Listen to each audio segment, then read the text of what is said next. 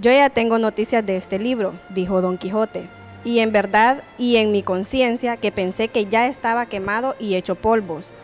por impertinente, pero su San Martín se le llegará, como a cada puerco, que las historias fingidas tanto tienen de buenas y de deleitables cuanto se llegan a la verdad o la semejanza de ella, y la verdadera tanto son mejores cuanto son más verdaderas. Y diciendo esto, con muestra de algunos despechos, se salió de la imprenta. Y aquel mismo día ordenó don Antonio de llevarle a ver las galeras que en la playa estaban, de que Sancho se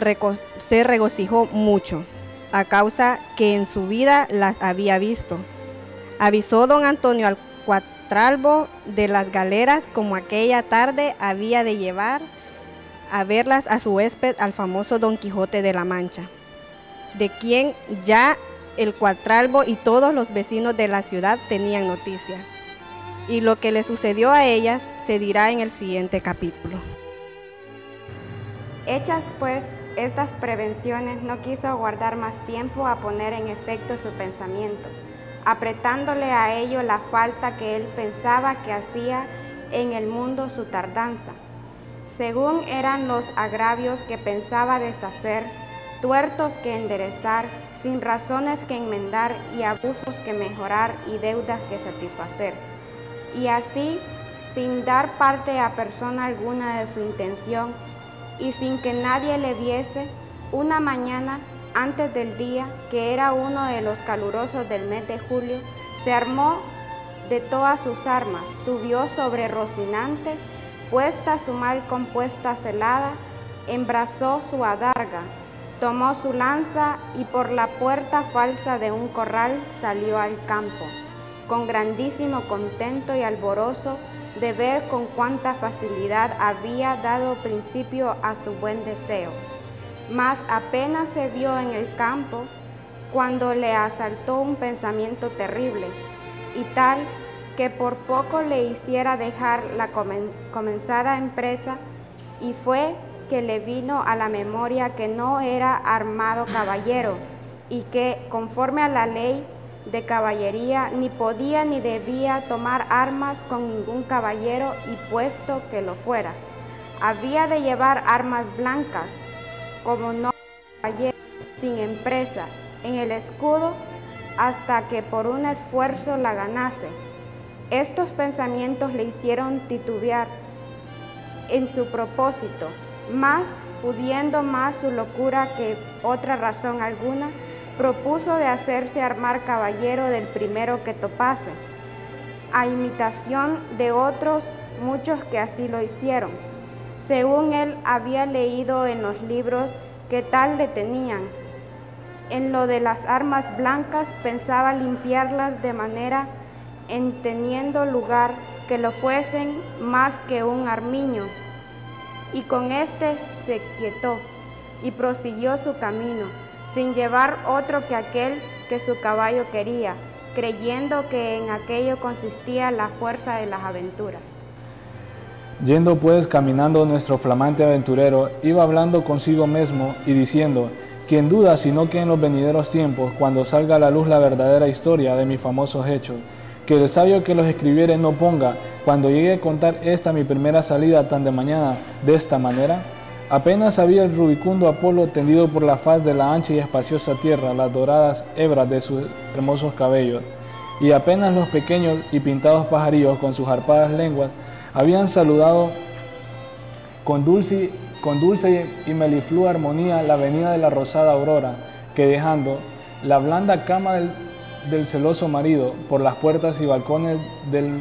machego horizonte a los mortales se mostraba, cuando el famoso caballero Don Quijote de la Mancha, dejando las ociosas plumas, subió sobre el famoso caballo Rocinante y comenzó a caminar por el antiguo y conocido campo de Montiel, y era la verdad que por él caminaba, y añadió diciendo: dichosa edad y siglo, dichoso aquel donde saldrán a la luz las famosas hazañas mías,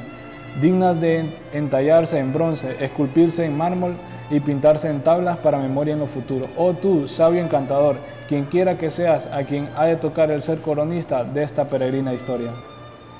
Ruégote que no te olvides de mi buen Rocinante, compañero eterno mío en todos mis caminos y carreras. Luego volvía diciendo, como si verdaderamente fuera enamorado: oh princesa Dulcinea, señora de este cautivo corazón, mucho agravio me habéis hecho en despedirme y reprocharme con el riguroso afincamiento de mandarme no parecer ante la vuestra fermosura.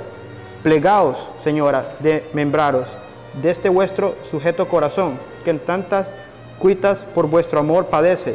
Con estos ibas insertando otros disparates, todo al modo de lo que sus libros le habían enseñado, imitando en cuanto podía su lengua. Con esto caminaba con tan despacio y el sol entraba tan aprisa y con tanto ardor, que fuera bastante derretir los sesos si alguno tuviera. Casi todo aquel día caminó sin acontecerle cosa que de contar fuese, de lo cual se desesperaba porque quisiera topar luego con quien hacer experiencia del valor de su fuerte brazo. Autores hay que dicen que la primera aventura que le avino fue la del puerto Lapice, otros dicen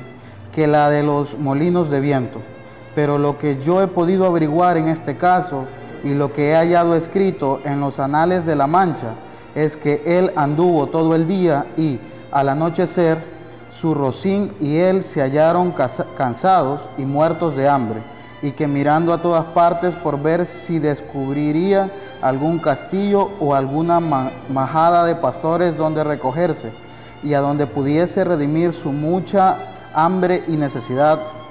vio no lejos del camino por donde iba una venta que fue como si viera una estrella que no a los portales sino a los alcanzares de su redención le encaminaba. Dióse prisa a caminar y llegó a ella a tiempo de anochecía. Estaban acaso a la puerta dos mujeres mozas, de estas que llaman del partido, las cuales iban a Sevilla con unos arrieros, que en la venta aquella noche acercaron a hacer jornada, y como nuestro aventurero todo cuenta pensaba, veía o imaginaba, le parecía ser hecho y pasar al modo de lo que había leído.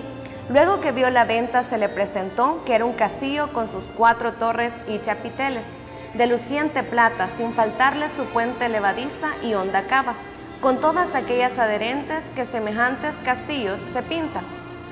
Fuese llegado a la venta que a él le parecía castillo, y a poco trecho de ella detuvo las riendas a Rociante, esperando que algún enano se pusiese entre las almenas a dar señal con alguna trompeta de que llegaba caballero al castillo. Pero como vio que se tardaba y que Rocinante se daba priesa por llegar a la caballeriza, se llegó a la puerta de la venta y vio a las 2 distraídas, mozas que allí estaban, que a él le parecieron 2 hermosas doncellas o 2 graciosas damas que delante de la puerta del castillo se estaban solazando. En esto sucedió acaso que un porquero que andaba recogiendo de unos rastrosos una manada de puercos, que sin perdón así se llaman, tocó un cuerno, a cuya señal ellos se recogen, y al instante se le presentó a Don Quijote, lo que deseaba que era que algún enano hacía señal de su venida, y así con extraño contento llegó a la venta y a las damas, las cuales como vieron venir un hombre de aquella suerte armado y con lanza y adarga, llenas de miedo se iba a entrar en la venta, pero Don Quijote, coligiendo con su ida su miedo alzando la visera de papelón y descubriendo su seco y polvoroso rostro, con gentil talante y voz reposada, le dijo: Don, fugan las vuestras mercedes, ni teman desaguisado alguno, cá a la orden de caballería que profesó, non toca, ni atañe fasarle a ninguno, cuanto más a tan altas doncellas, como vuestras presencias demuestran. Mirábanle las mozas y andaban con los ojos buscándole el rostro que de mala víscera le encubría, mas como se oyeron llamar doncellas, cosa tan fuera de su profesión, no pudieron tener la risa, y fue de manera que Don Quijote vino a correrse y a decirles: bien parece la mesura en las famosas, y es mucha sandez, además la risa que de leve causa procede. Pero no vos lo digo porque os acuitéis ni mostréis mal talante, que el mío no es de al que de serviros. El lenguaje no entendido de las señoras y el mal talle de nuestro caballero acrecentaba en ella la risa y en él el enojo, y pasar adelante si aquel punto no saliera del ventero, hombre que, por ser muy gordo, era muy pacífico, el cual, viendo aquella figura contrahecha, armada de armas tan desiguales como eran la brida, lanza, adarga y cosolete, no estuvo en nada en acompañar a las doncellas en las muestras de su descontento. Mas en efecto, temiendo la máquina de tantos pertrechos, determinó de hablarle comediadamente. Así le dijo: si vuestra merced, señor caballero, busca posada, amén del lecho, porque en esta venta no hay ninguno. Todo lo demás se hallará en ella en muy abundancia.